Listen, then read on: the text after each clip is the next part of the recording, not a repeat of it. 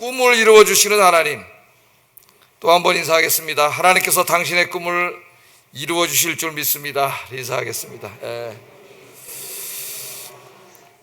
꿈이 있으시죠? 사람이 사는데 내가 지금 나이가 몇 살이냐 중요한 게 아니에요. 나에게 꿈이 있느냐, 그것이 중요합니다. 꿈이 없으면 어떻게 되겠어요, 여러분? 삶이 지루해지고 권태가 몰려오고 그 다음에 삶의 무의미가 몰려옵니다. 꿈이 있으면 어떻게 되겠어요? 꿈만 생각하면 막 가슴이 뛰고 가슴이 설레고 매일매일 하루를 그런 가슴 벅차게 맞이할 수 있을 거예요. 하나님은 꿈을 주시는 분이시고 또 여러분의 꿈을 이루어 주시는 분이신 줄로 믿습니다. 그래서 혹시 시간에 아직 꿈을 갖지 못한 사람은 설교 듣는 중에 하나님 여러분의 가슴이 막 뛰는 삶에 막 생동감이 넘치게 하는 그런 꿈을 주시기를 주의 이름으로 축복합니다. 자, 오늘 아침에는 이제 두 가지에 대해서 말씀을 전하려고 하는데, 첫째 중요한 것은 우리가 꿈을 이루는 데 있어서 제일 중요한 분은 하나님이세요. 하나님. 그래서 우리의 꿈을 이루어 주시는 하나님에 대해서 오늘 좀 생각을 해보려고 하고, 또 한 가지는 그 꿈을 실제로 이 삶의 현장에서 이루어가야 하는 나 자신에 대해서 한번 생각해 보려고 합니다.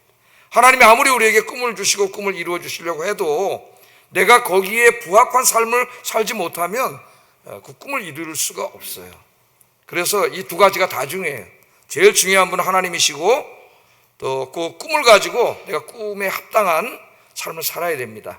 오늘 요셉을 통해서 또 이제까지 설교한 것들을 한번 이렇게 요약하고 정리해 보면서 하나님에 대해서 한번 좀 살펴보고 또 요셉의 삶에 대해서 살펴보겠습니다. 자, 첫째는 꿈을 이루어 주시는 하나님. 하나님은 요셉의 마음속에 17살 때 꿈을 주셨고 그 꿈을 이루어 주셨습니다. 30세 됐을 때 꿈이 이루어졌어요. 물론 이제 그 이후에도 계속 요셉의 꿈은 이루어져 갑니다만은 결정적으로 이제 이루어진 게 30세. 그때 애굽의 총리가 됐죠. 46절 오늘 말씀을 보면은 애굽이 이제 총리가 됐을 때, 요셉이 총리가 됐을 때 나이가 30살이라고 이야기하고 있습니다. 30살. 그 이후에 이제 뭐 더 훌륭한 일들을 많이 하죠. 자, 오늘 본문은 이제 꿈을 이루어 주시는 이야기인데 그 꿈이 이루어지는 순간의 말씀을 먼저 한번 읽어보고 좀 설명을 하겠습니다. 40절, 43절 제가 한번 읽겠습니다. 너는 이 말을 하는 사람은 바로예요. 바로가 요셉을 총리로 임명하는 그 이야기입니다. 너는 내 집을 다스리라. 내 백성이 다 내 명령에 복종하리니 내가 너보다 높은 것은 내 왕자뿐이니라. 바로가 또 요셉에게 이르되 내가 너를 애굽 온 땅의 총리가 되게 하노라 하고 자기의 인장 반지를 빼어 요셉의 손에 끼우고 그에게 세마포 옷을 입히고 금사슬을 목에 걸고 자기에게 있는 버금 수레에 그를 태우매 무리가 그의 앞에서 소리 지르기를 엎드리라 하더라. 바로가 그에게 애굽 전국을 총리로 다스리게 하였더라. 아멘. 이제 드디어 그 하나님이 17살 때 꿈을 통해서 주신 꿈, 아버지도 자기에게 와서 절을 하고 엄마도 절을 하고 형들도 다 절을 하게 만든 그 지도자가 되는 꿈을 13년 만에 이루어지시는 바로 그 이야기죠. 오늘 우리가 읽은 말씀. 자, 요셉이 이제 어떻게 했어요? 직전에 사건을 보면은 바로가 꾼 그 꿈을 해석해 줬죠. 애굽의 바로가 꾼 꿈은 그 사람들이 어떻게 생각했다 그랬어요? 신의 신탁으로 여겼기 때문에 그 꿈이 곧 왕의 왕권과 왕국의 미래를 좌지우지할 수 있는 신의 신탁, 미래가 되는 거예요. 그런데 꿈이 좋지가 않아. 그래서 번민을 냈죠, 이 사람이. 온 애굽 땅의 모든 사람 다 불러다가 해석하라는데 해석할 수가 없어요. 그때 하나님이 이제 술관원의 기억을 탁 되살리게 하셔가지고 요셉을 이제 생각나게 하셔서 요셉이 와서 이제 꿈을 탁 해석해 줬습니다. 7년 동안 앞으로 풍년이 있을 것이고 7년 동안 엄청난 흉년이 있을 것이다. 7년 동안 흉년이 있으면 뭐 7년 풍년이 있어봐야 그 다음에 7년 어떻게 되겠어요? 풍년이 있을 때는 사람들이 흥청망청 다 그냥 쓰겠죠. 준비 안 하면. 그 다음에 7년 동안 혹독한 가뭄이 오면은 더 못 사는 거죠. 사람이. 다 나라가 망하는 거예요. 그러는 이제 하나님이 요셉에게 지혜까지 주셔가지고 그 흉년 7년을 어떻게 해야 되는가에 대한 그 아주 지혜로운 국가 정책을 다 제시하게끔 만들었어요. 그래서 요셉이 그 얘기를 다 해줬더니 바로와 그의 신하들이 듣고 성경에 보면 어떻게 했다 그랬어요? 감탄을 했어요. 감탄을. 야, 이렇게 지혜로운 사람이 있나. 그래서 제가 지난 설교 시간에 이 나라와 민족을 위해서 기도할 때 이런 요셉 같은 지도자를 주시옵소서 이렇게 기도하라 그랬죠. 예? 이 지혜로운 사람이 있나 그렇게 칭찬을 하고, 이제 아까 제가 읽은 말씀이 바로가 임명하는 거예요. 총리로. 다시 한번 짝에서 한번 보겠습니다. 40절 41절 한번 읽어봅니다. 같이 시작.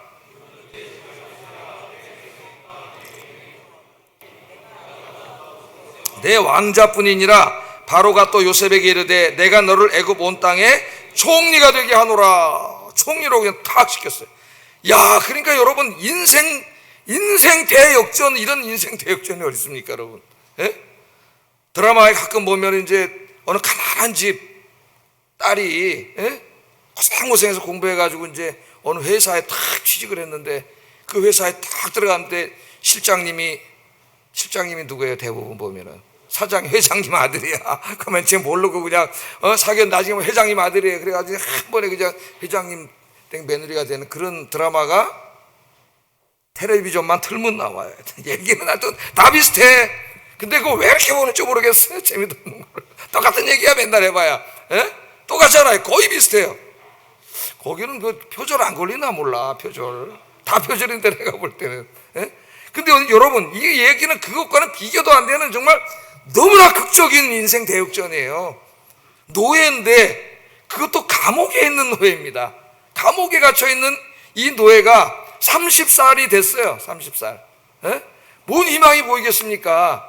그런데 지금 오늘 말씀해 보니까 하루아침에 애굽이라고 하는 엄청난 그 당시에 최고 강대국의 총리가 딱 되잖아요. 총리가. 야, 이건 어떻게 인간이 생각할 수 있는 일이 아니에요. 누가 그렇게 해주신 거예요? 하나님이 해주신 거죠. 하나님이 아니고는 이거는 상상할 수 있는 일이 아니에요. 이룰 수 있는 일이 아닙니다, 여러분. 하나님께서 요셉을 그렇게 해주신 것이죠. 아까 어떻게 해주셨는가는 이제 좀 이따 또 살펴볼 거예요. 그럼 이 총리라고 하는 직책은 도대체 어떤 사람이냐? 42절 43절을 또 이제 짝에서 우리가 읽어보면은 자기의 인장반지를 빼어, 저도 인장반지로 오늘 차고 왔는데 인장반지 아니고 이거 그냥 반지입니다. 인장반지를 빼가지고 줬어요. 인장반지는 뭐 하는 반지예요? 결제하는 거죠. 왕 대신 결제권을 줬다는 얘기예요. 결제. 인장반지를 빼어 요셉의 손에 끼우고 그에게 세마포 옷을 입히고 금사슬을 목에 걸고 자기에게 있는 버금수레에 그를 태우매. 버금은 뭐예요? 그 위에 있는 건 뭐예요? 으뜸수레죠. 으뜸수레 누가 타? 지가 타야지, 왕이.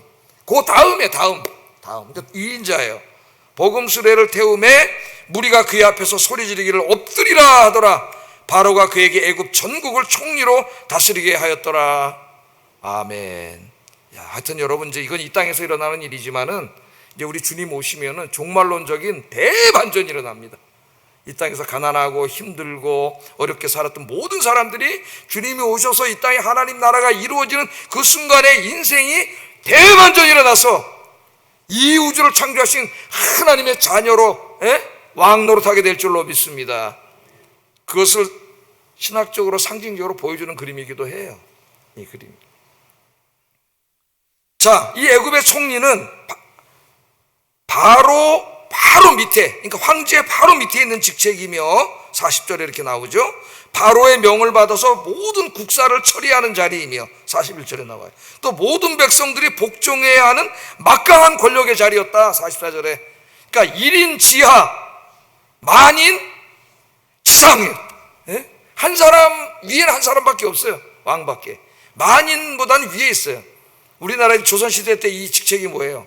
영의정이죠. 영의정은 1인 지하 만인 지상. 이 자리에 한순간에 하나님께서 이루어지셔가지고 도저히 17살 때부터 30살까지 13년 동안 도저히 이루어질 가망성이 1도 보이지 않는 이 상황 속에서 하나님이 놀라운 방식으로 꿈을 이루어 주시는 이야기입니다. 자, 그래서 제가 그 얘기했어요. 요셉의 이야기를 읽을 때는 요셉의 이야기를 단계별로 한번 이렇게 정리해 볼 필요가 있다 그랬어요. 그래서 지지난주인가도 제가 한번 정리를 한번 해본 적이 있는데 한번 되돌아볼 필요가 있습니다. 꼭 그렇게 읽어야 돼요. 이거는 여러분의 인생도 마찬가지예요.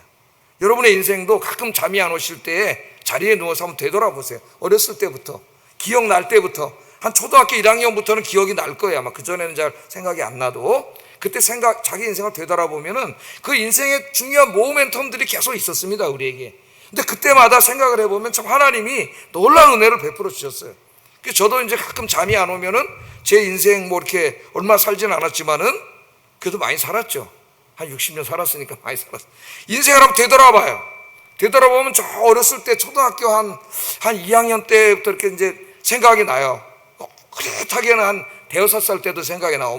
우리 어머니 등에 업혀 있을 때 그때 생각이 나요. 그때 생각도 나고. 근데 이제 모멘텀은 초등학교 때부터 생각이 나는데 그 순간순간에 이렇게 내 인생을 결정지을 만한 그런 것들이 많이 있었는데 그때마다 참 하나님의 은혜로 지금 여기까지 오게 됐구나, 그걸 깨닫게 됩니다.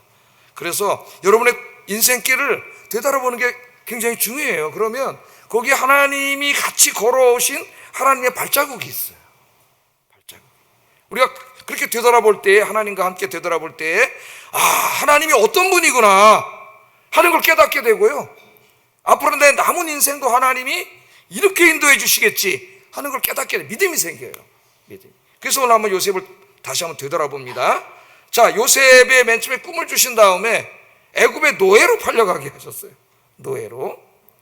자, 꿈하고는 전혀 상관없는 길로 갑니다. 지금. 또 보디발의 아내의 모함으로 감옥에 또 들어가게 됐어요. 감옥에. 자, 그런데 감옥에서 술관원과 떡관원이 이제 만나게 돼. 이 사람들이 또 저 왕궁에서 왕의 미움을 받게 만들었어요. 이게 요셉의 꿈과 아무 관계가 없어 보입니다. 요셉은 알지도 못해요, 그 사람들이 거기서 미움을 받았는지. 근데 그 사람들을 감옥으로 보냈는데 또 신기하게도 요셉이 갇혀있는 그 감옥으로 오게 됐어요, 이 두 사람이. 그리고 감옥에서는 요셉이 이 두 사람을 관리하게끔 또 그렇게 임무가 주어졌습니다. 근데 두 사람이 어느 날 또 똑같이 꿈을 꾸게 하셨어요, 하나님이. 그리고 요셉이 그 꿈을 해몽해 주게 했고 그 해석한 대로 그 사람들의 인생에 이루어지게 하셨어요. 자, 그리고 술관원은 2년 동안 요셉을 또 잊게 하셨습니다. 생각이 안 나고 잊게 하셨어요. 잊지 않았다면 어떻게 됐을까? 지난주에 제가 이렇게 말씀을 드렸어요. 2년이 지난 후에는 또 저 애굽 바로가 어느 날 꿈을 꾸는데 그 꿈을 꾸게 하나님이 무의식 속에 찾아가 가지고 꿈을 꾸게 하셨어요. 또. 그래서 꿈을 꾸게 하고 그 애굽 사람 전역인 사람들이 아무도 해석하지 못하게 하고 그때 또 이 술관원이 딱 생각이 나게 하셔가지고 요셉을 소개하게 하고, 그래서 요셉이 바로 앞에 서게 하고 바로가 그 꿈을 해석하도록 하나님이 하셨고, 해석했을 뿐만 아니라 지혜를 주셔서 애굽의 앞으로 6년 때 정책에 대한 정책 조언까지 하도록 하나님 다 그렇게 하셨고, 그 정책을 들을 때에 이 신하들과 바로가 감탄을 하게 했어요. 감탄을. 그리고 오늘 말씀해 보면은 애굽의 총리에 임명하도록 하셨습니다. 이 일뿐만 아니라 뒤에도 계속 얘기가 나오는데 하나님 복을 주셔갖고 요셉에게 아내를 주셨다는 얘기가 나와요. 45절에 보면 그가 요셉의 이름을 사브나바네아라 하고 또 온의 제사장 보디베라의 딸 아스낫을 그에게 주어 아내로 삼게 하니라. 요셉의 아내 이름은 뭐예요? 아스낫. 아스낫. 그 다음에 두 아들도 주셨습니다. 두 아들도. 50절 52절에 보면 흉년이 들기 전에 요셉에게 두 아들이 나되 곧 온의 제사장 보디베라의 딸 아스낫이 그에게 낳은지라. 요셉이 그의 장남의 이름을 므낫세라 하였으니 하나님이 내게 내 모든 고난과 내 아버지의 온 집을 잊어버리게 하셨다 하미요, 차남의 이름을 에브라임이라 하였으니 하나님이 나를 내가 수고한 땅에서 번성하게 하셨다 함이었더라. 두 아들을 이렇게 주셨습니다. 하나님이 복을 주신 거예요. 자, 여기서 왜 요셉의 인생을 되돌아봤느냐? 되돌아본 이유는 여기에 있어요. 하나님이 어떤 분인가, 이걸 좀 생각해 보려고 되돌아본 겁니다. 하나님이 어떤 분인가. 여러분 인생도 되돌아보면 하나님이 어떤 분인가를 알 수가 있어요. 내 인생에 하나님이 어떤 분인가.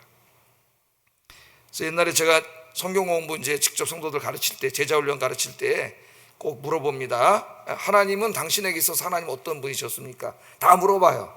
그럼 다 얘기가 달라요. 자기가 살아온 인생에 따라서 하나님에 대해서 따로 얘기해. 그것을 동물로 얘기해. 이미은 집사는 뭐라고 얘기했냐? 제자훈련을 했는데 동물로 얘기를 하라 해서 동물로. 그래서 그런 적이 생각이 납니다. 자, 하나님은 어떤 분인가? 하나님은 어떤 분인가?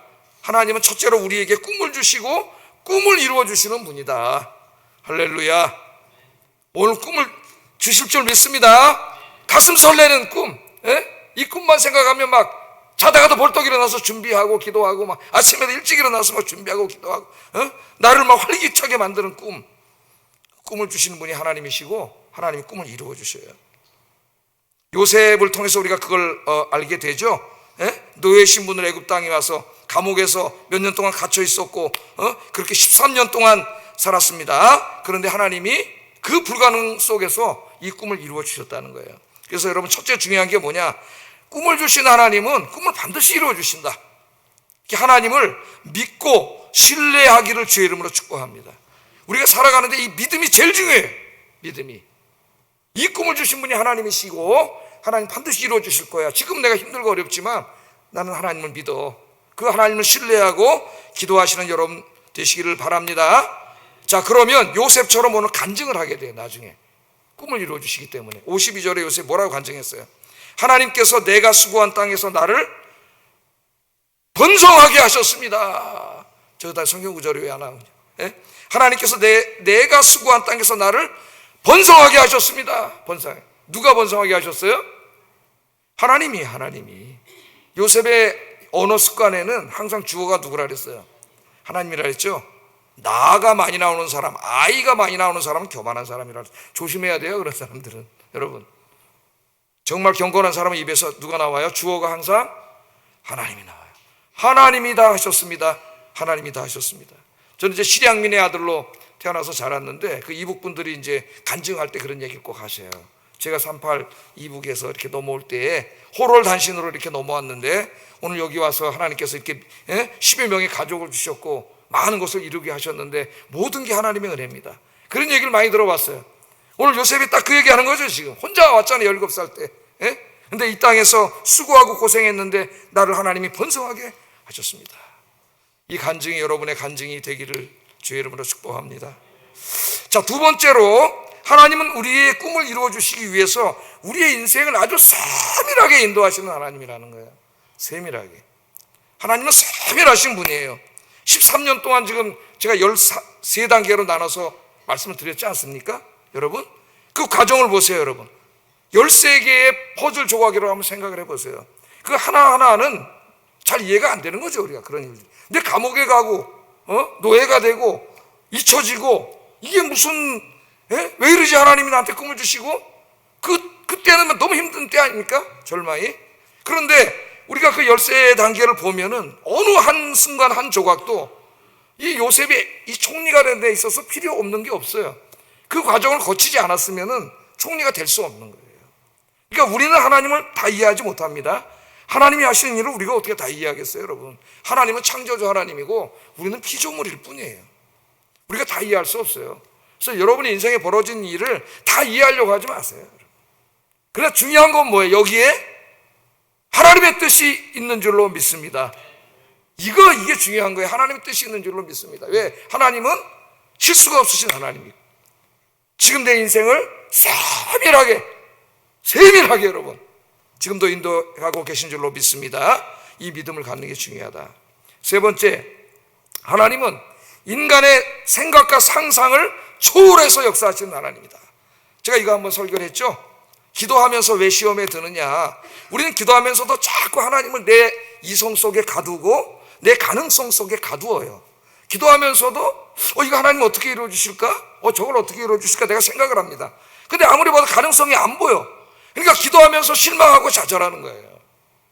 여러분, 그 일을 어떻게 이루어 주시는 것은 내가 할 일이 아니에요. 그 일은 누가 하시는 거예요? 하나님이 하시는 거예요. 하나님이 하시면 홍해도 가르고 요단강도 멈추게 하고 태양도 달도 멈추게 하고, 할렐루야. 그는 하나님이 하시는 거지. 내가 하는 일은 뭐예요? 하나님의 뜻이 있음을 믿고, 하나님이 꿈을 이루어 주실 줄 믿고 하나님 신뢰하고 기도하는 거예요. 나는 기도하면 돼. 어떻게 되지? 어떻게는 내가 하는 게 아니에요. 누가 하시는 거예요? 하나님이 하시는 거예요. 하나님은 우리의 인간의 생각과 상상을 초월하십니다. 자, 이게 뭐 노예가 되고 감옥에 가고 저 왕궁에 왕이 꿈을 꾸고 뭐 이런 일을 통해서 이 꿈이 이루어질 거라고 누가 생각을 할 수가 있었겠어요? 아무도 생각할 수 없는 거예요. 저도 뭐 인생을 살아오면서 제가 제일 많이 하는 실수가 제가 지금 설교한 내용이에요. 기도하면서 자꾸 내 머릿속으로 가능성을 생각하는 내 가능성을. 그 힘들어져요. 기도라는 건지 내가 나를 믿는 건지 아니면 무슨 뭐 개연성을 의지하는 건지 알 수가 없어. 하나님 믿는 게 아니야, 기도라는데. 예? 너도 설교를 준비하면서 깨닫게 됩니다, 하나님. 예? 하나님은 내가 생각할 수 없는 곳에서 일하시는 분이죠. 상상할 수 없는 곳에서 하나님 일하시는 분이. 하나님은 창조주 하나님이에요. 그러니까 여러분, 내 머릿속에 하나님 가두지 마시고 하나님 믿고 기도하시는 여러분 되기를 주의 이름으로 축복합니다. 내 인생에 벌어지는 모든 일들 가운데는 다 하나님의 뜻이 있다. 내가 이해하지 못한다 할지라도 세밀하신 하나님, 생각을 초월하여 역사하시는 하나님의 뜻이 있다는 것 믿고 끝까지 기도하시는 여러분 되기를 주의 이름으로 축복합니다. 자, 이처럼 우리 인생의 꿈을 이루는 데 있어서 제일 중요한 분은 하나님이시다. 하나님. 그걸 우리가 꼭 기억해야 됩니다. 그러나 하나님의 주신 꿈을 이루려면은 우리 역시 그 꿈을 이루기에 부합하고 합당한 삶을 살아야 돼요. 하나님이 아무리 꿈을 주시려고 해도 내가 게으르고 나태하고 노력도 하지 않고 자꾸 죄악의 길로 가고 그러면 꿈을 이루어 주실 수가 없어요. 그래서 우리의 삶도 굉장히 중요하다. 우리의 삶도. 그러면 요셉은 어떻게 살았느냐? 요셉은 첫째, 요셉은 하나님의 약속을 끝까지 신뢰하며 기도했다. 끝까지 신뢰하며 기도했다. 노예가 됐을 때에도, 감옥에 있을 때에도 13년 동안 앞이 보이지 않는 13년을 살았을 때에도 힘들었겠죠. 그도 힘든 때도 있었을 거예요, 인간이니. 그러나 그는 믿음이 있었어요. 그건 뭐예요? 하나님이 꿈을 주셨기 때문에 반드시 이루어 주실 거야. 하나님을 끝까지 믿고 신뢰했다는 거예요. 그게 13년 동안 요셉을 버티게 한 힘입니다, 여러분. 믿음이. 제가 이야기하잖아요. 인내만으로는 못 버틴다 그랬죠. 인내는 한계가 있어요. 우리가 버티려면은 뭐가 있어야 된다고요? 믿음이 있어야 돼요. 믿음에서 우러나오는 소망이에요. 소망. 나중에 이스라엘 백성들이 어떡합니까, 여러분? 하나님께서 이제 그들의 꿈을 이루어 주시려고 광야길로, 가나안으로 들어가는 꿈을 이루어 주시려고 광야길로 인도해 가시는데, 그 하나님이 인도해 가시는 길에 홍해 바다도 있고 뭐 정갈도 티 나오고 아말렉도 티 나오고 막 어려운 일들이 있잖아요. 춥기도 하고 막 그때마다 이스라엘 백성들이 뭐래? 하나님이 지금 인도하시는 길이잖아요. 하나님이 가나안의 꿈을 주셨잖아요. 그러면 요셉처럼 다 이해가 안 돼도 하나님을 믿고 따라가야 되는데 이스라엘 백성들은 어떻게 했어요? 불평이 팍 튀어나오고 원망이 팍 튀어나오고. 그래서 민수기 읽어보면은 네가 나를 10번이나 불신했다래. 하나님이 10번. 야, 하나님 다 세고 계시. 10번이나 나를 불신했다고 하나님 그러시잖아요. 결국 하나님을 끝까지 신뢰하지 못해서 이 사람들은 다 광야에서 죽었어요. 여호수아와 갈렙 빼고는 하나님 주신 꿈을 한 사람도 못 이뤘습니다, 여러분. 가나안에 못 들어갔잖아요. 2사람밖에 못 들어갔어요, 여러분. 그래서 첫째 중요한 게 하나님의 약속을 끝까지 신뢰하며 기도하는 거. 이게 중요하다는 겁니다. 두 번째, 요셉은 어떤 삶을 살았느냐? 하나님 앞에, 사람 앞에 도덕적으로 바르게 살았다는 거예요. 우리의 꿈을 이루는 것을 방해하는 가장 강력한 방해꾼이 죄입니다. 이걸 아셔야 돼요, 여러분. 자꾸 인간적인 편법, 세상적인 생각, 그런 거 있죠? 거짓, 이런 방법들이 항상 우리를 유혹해요. 하나님은 거룩하신 하나님이기 때문에 죄가 있는 곳에 함께 하시지 않습니다. 명심하셔야 돼요. 자, 요셉이 도덕적으로 선한 사람인가 아닌가는 단적인 사건이 보여주죠. 보디발의 아내가 여러 번 유혹했지만 요셉은 자기를 믿어준 주인과 특별히 하나님을 생각하면서 그 유혹을 이런 지하에 거절했습니다. 그 아름다운 여인이 그렇게 여러 번 유혹하는데도 그가 이길 수 있었어요. 그 하나가 뭘 보여주느냐? 이 요셉이 하나님을 의지하면서 도덕적으로 선하게 살았다는 거예요. 바르게 살았다는 것을 우리에게 보여주고 있습니다. 꿈을 이루려면 죄를 멀리하고 하나님과 사람 앞에 도덕적으로 바르게 살아야 돼요. 바르게. 그래서 오늘부터 죄를 멀리하고 죄는 그 모양이라도 버리시기를 주의 이름으로 축복합니다. 오늘부터 죄를 멀리하세요. 세 번째, 이 요셉은 주어진 일에 감사하면서 최선을 다했다는 거예요. 주어진 일에. 노예가 됐지 않습니까? 예? 그럼 보통 사람은 뭐가 나와? 원망이 팍 나오겠지. 나한테 꿈을 주시고 고작 온 게 노예야. 그 노예 일 하면서 맨날 불평불만하고 집안일 하면서 불평불만하고 그러지 않았겠어요? 근데 요셉은 그렇게 하지 않았잖아요. 그 노예 일이었지만 최선을 다했습니다. 그래서 보디발이 볼 때 야 저놈은 무슨 히브리인으로서 하나님 믿는 놈이라고 하는데 일을 하는 거 보니까 너무 잘하고 열매도 많이 맺고 정직하고 거짓말을 하지 않아요. 얘가. 그래서 어떻게 했어요? 신뢰하게 됐고 자기 집에 자기 바로 밑에 자리에 앉혔잖아요. 자기 밑에.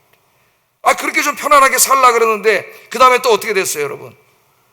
오해를 또 모함을 받아 감옥에 또 갇히게 됐어요. 그 감옥에서 또 불평이 나올 만한데 그 감옥에서 또 자기에게 맡겨진 일들을 열심히 하니까 간수장이 볼 때 저 사람 참 대단한 사람이다 그렇게 보면서 또 인정을 받아가지고 어떻게 했어요? 또 간수장 밑에서 감옥을 돌보는 일을 하게 돼요. 그러니까 요셉의 인생에는 불평불만이 없어요. 그럼 하나님의 복을 받은 사람들을 보시면 룻도 그렇고 다니엘과 사드락 메삭 아벳느고도 그렇고 그들의 인생이 불평불만이 나올 만한 그런 순간에 있었지만은 불평이 없습니다. 원망이 없어요. 왜 원망하지 않을까요? 지금 다 이해하지 못해도 여기 하나님 뭐가 있어요? 선하신 뜻이 있는 줄 믿기 때문에 불평하지 않는 거예요. 미국의 백화점의 대부라고 불리는 사람이 이제 펜이라고 하는 사람이 있죠. JC 펜이 미국에 가면 유명한 백화점입니다. 자, 이 사람이 있는데 이 사람이 이제 대학생 때 하버드 대학을 다녔어요. 그래서 하버드를 졸업했습니다. 미국의 뭐 세계 최고의 대학을 나온 거죠. 총장의 추천을 받아가지고 친구 한 명과 함께 이 이제 백화점에 입사를 하게 됐습니다. 입사를 했는데 이 페니는 꿈이 있었어요. 언젠간 자기도 이 백화점과 같은 유통업체의 이제 CEO가 되는 게 꿈이었어요. 이게 두 사람이 이제 딱 들어갔습니다. 하버드 나왔잖아요. 야, 백화점에서 이제 엄청난 일을 맡기겠지. 그런데 제일 먼저 맡긴 일이 엘리베이터 타고 안내하는 일을 맡겼다. 회사에서 엘리베이터 타고 내 하버드 나왔는데, 그러니까 친구가 엘리베이터에서 일하다가 매일 불평불만 하는 거야. 내가 하버드 나왔는데 나를 여기다 이 엘리베이터 안내원이나 시켜? 그러면서 매일 불평불만을 하는 거예요. 그렇게 하다 며칠 만에 회사를 때려쳐 간뒀습니다. 그 친구는. 근데 이 페니는 백화점에 대한 꿈이 있는 사람이 꿈이. 그래서 엘리베이터 타면 누가 타요? 고객들이 타잖아요. 고객들이 타면 뭐예요? 자기들끼리 백화점에 대해서 막 얘기하잖아요. 백화점에 대한 불평도 얘기하고 좋은 점 칭찬도 하고 물건 뭐 디스플레이에 대해서도 얘기하고 뭐 어떤 물건이 있는데 어떤 물건 없대는 등 이런 얘기를 다 하잖아요. 이게 굉장히 중요한 데이터죠. 정보죠. 백화점이 발전하는 고객의 어떤 생각을 하고 있는지 알아야지. 근데 이 사람은 꿈이 있기 때문에 다 적었어요. 이 펜이 그거를 다 적어가지고 나중에 보고서를 만들어서 회사에 보고를 하게 되니까 여러분 이것보다 더 훌륭한 마케팅이 어디 있습니까, 여러분? 즉시 백화점의 고객들을 위해서 고칠 수가 있잖아요, 다. 그래서 백화점이 잘 되고 나중에 이 사람이 중역으로 올라가다가 결국은 CEO가 됐어요. CEO가.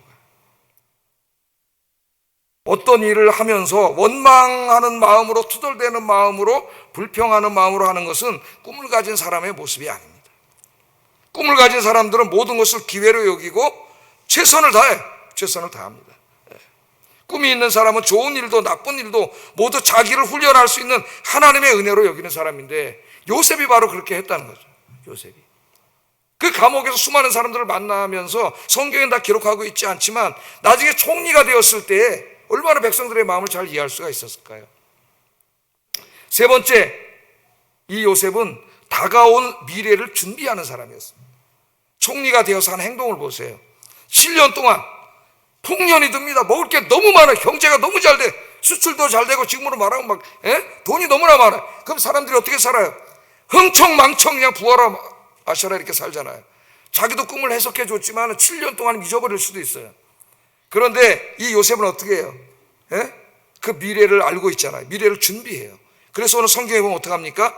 풍년 때 다 쓰지 않고 그것들을 다 일정 부분을 떼서 다 쌓아놓잖아요. 뭐하나? 그래서 7년 흉년이 들었을 때 국가가 망할 판인데 애굽에는 문제가 없게 다 이렇게 만들어놨어요. 그러니까 미래를 예측하고 미래를 준비하는 사람이었다는 거예요.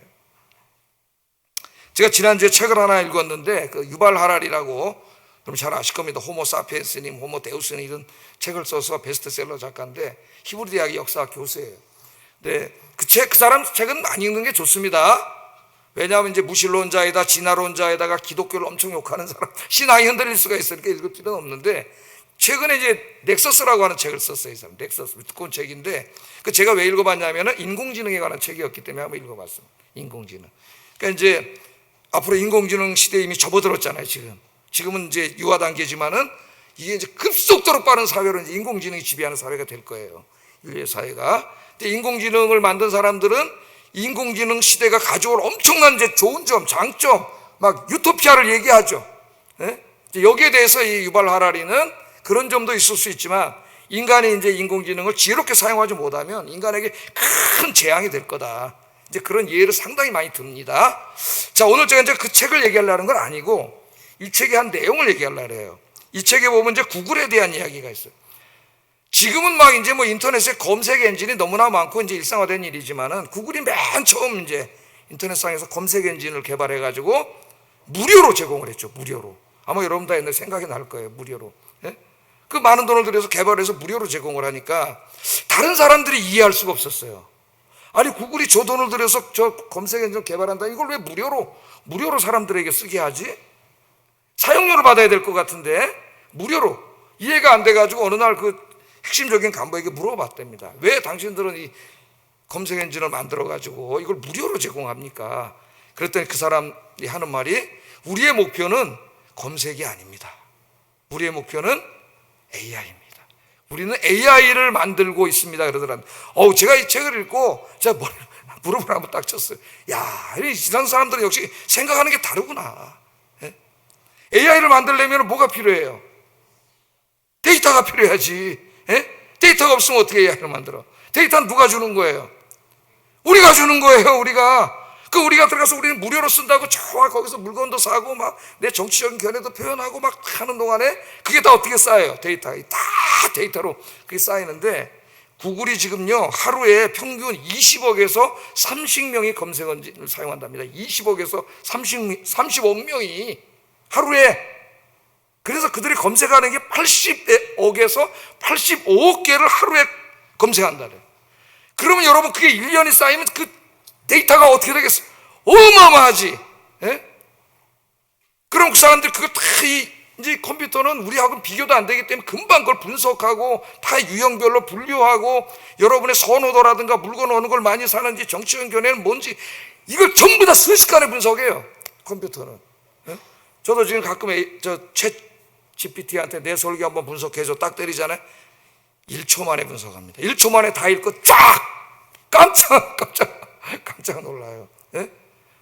그러니까 그 데이터들을 어떻게 우리는 공짜로 사용해서 좋다 그랬는데 사실은 우리가 주는 거야. 우리가 데이터비를 받아야 돼, 사실은. 근데 여러분, 구글한테 돈 받은 사람 있어요, 없어요? 없잖아. 근데 우리나라 들어와서 우리나라에서 다 해주잖아요. 또 우리나라만 하는 게 아니라 각 나라가 다. 예? 그럼 여기서 와서 돈 벌어 갔으면 세금 내야 되는데 세금 내야 안 내요? 세금도 안 내잖아요. 어? 결국은 우리가 무료로 쓰는 건데, 우리가 그들이 엄청난 돈을 벌게 데이터를 매일 주는 거야, 쓸 때마다. 여러분, 이걸 가지고 좀 AI를 다 만들어 가는 거예요, 이 사람들이. 여러분, 내가 오늘 이 얘기를 꼭 해주고 싶었어요. 우리 이제 교회 성도님들과 특별히 젊은 세대가, 이 급변하는 세대, 이제 엄청나게 빠르게 세상이 변하고 AI 세대가 되는데, 기도하면서 준비하는 사람이 돼야 되겠다. 예? 이 시간을 낭비하지 말고 아까운 시간으로 젊은이들이 더 자기 개발을 하고 노력하고 꿈을 갖고 열심히 일하시는 여러분들 되시기를 주의 이름으로 축복합니다. 뭐 젊은 세대만이 아니라, 예? 뒤처지지 말고, 난 나이가 먹었으니까 AI, 인터넷 그게 뭐야, 그러지 말고 하면 돼요. 별로 어렵지도 않아요. 예? 다 해서 정말 꿈을 이뤄 가시기를 주의 이름으로 축복합니다. 마지막으로 이제 제가 하나, 요셉은 어떻게 성공할 수 있었느냐? 하나님의 영광을 드러내는 삶을 살았다는 거예요. 요셉의 궁극적인 목적은 총리가 되는 게 아닙니다. 구글의 궁극적인 목적이 검색이 아니었던 것처럼 구글의 궁극적인 목적은 AI였어요. 아무도 생각하지 못한 거죠.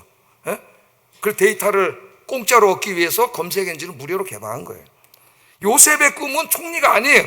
요셉의 궁극적인 꿈은 총리가 되어서 하나님의 영광을 온 땅에 드러내는 겁니다. 할렐루야. 여러분의 꿈이 그렇게 돼야 된다 그랬죠? 예? 자, 내가 예를 들어서 뭐 A라고 하는 직업을 갖고 그런 사업을 하고 싶어요.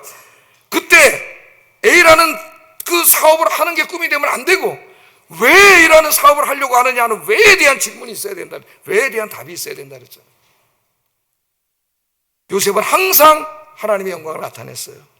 38절 39절 한번 읽어보겠습니다. 시작.